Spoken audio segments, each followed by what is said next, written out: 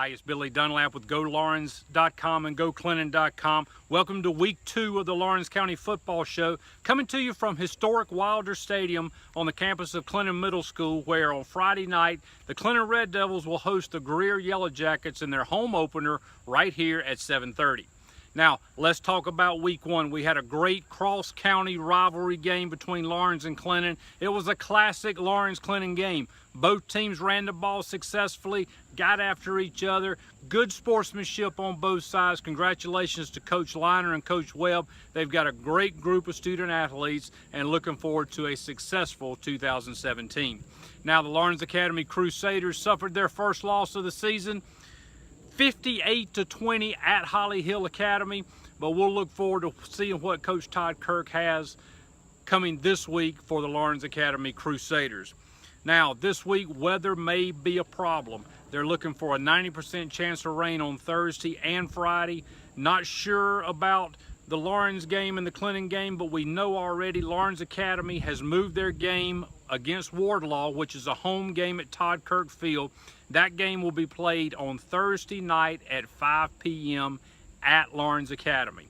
Now, as far as right now, Laurens versus Chapman and Greer versus Clinton, those games are still on. Don't expect any changes in those. Now, let's talk about Laurens going to Chapman. That'll be Friday night at 7:30 at Chapman High School. Laurens comes in 1-0 after the victory over Clinton. Chapman comes in at 2-0. Chapman, #1 ranked team in 3A, defending 3A state champion. Now, they've got a high-powered offense. They defeated Union County 35-20, and they defeated Seneca 56-14. So, high-powered offense for Coach Hodges and the Chapman Panthers. Now, for the Raiders, Troy Dendy, a big game on Friday night. 24 carries, 171 yards, and 2 touchdowns. Coach Liner said after the game he was clearly the best football player on the field. Can't argue with that. He had a solid game.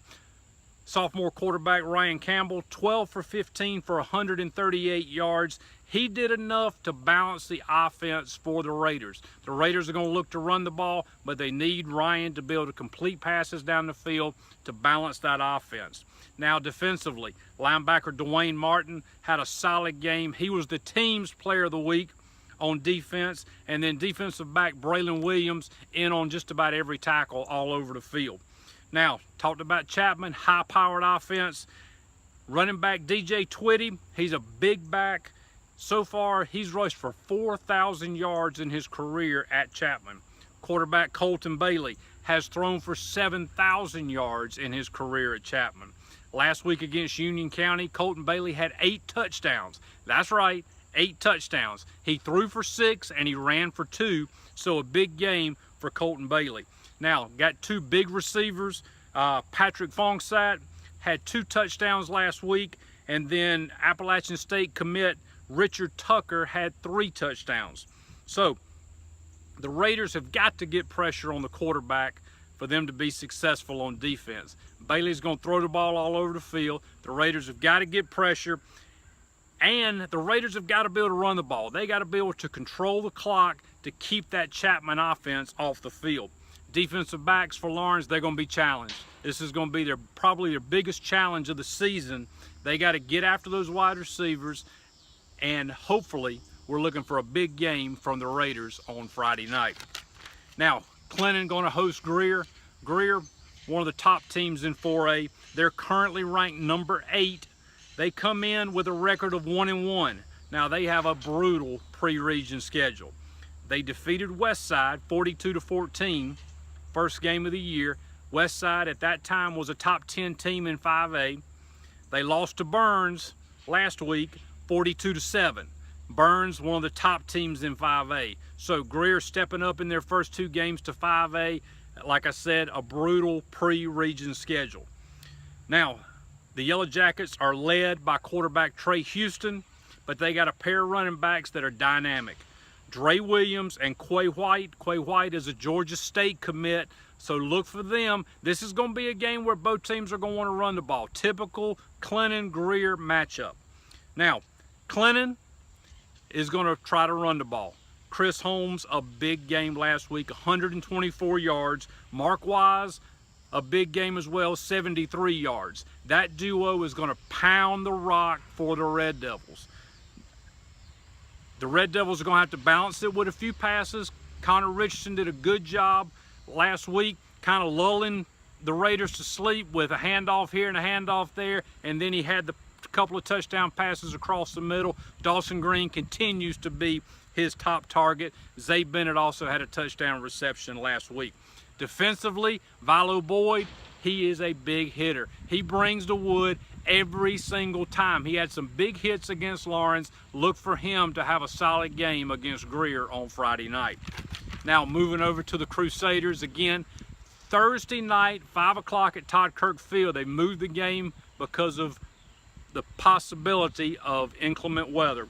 Now Wardlaw comes in 2-0 on the season. They are the defending Skeeza state champions, but it looks like they haven't lost much at all. They've outscored their first two opponents 112-15. So a big task for the Crusaders on Thursday night. Now, Laurens Academy, led by Will Tyndall, senior running back wide receiver combination, had 102 yards of combined offense on Friday night, 2 touchdowns. Freshman quarterback Thomas Lowry, they're not asking him to do much. Laurens Academy, like Coach Todd Kirk said, we throw the ball coming off the bus. Didn't do that last week. They saw something that Holly Hill was doing, so they ran the ball. But Thomas Lowry, 13 for 18, 88 yards and 2 touchdowns. Solid performance for the freshman quarterback. So this week we've got Wardlaw at Laurens Academy Thursday at 5 o'clock. We've got Greer at Clinton Friday at 7:30 and Laurens at Chapman Friday at 7:30. 3 big games, 3 possibilities for some big wins for our Laurens County teams. Hey, that's going to do it for week 2 of the Laurens County Football Show. We'll look forward to seeing you at the game.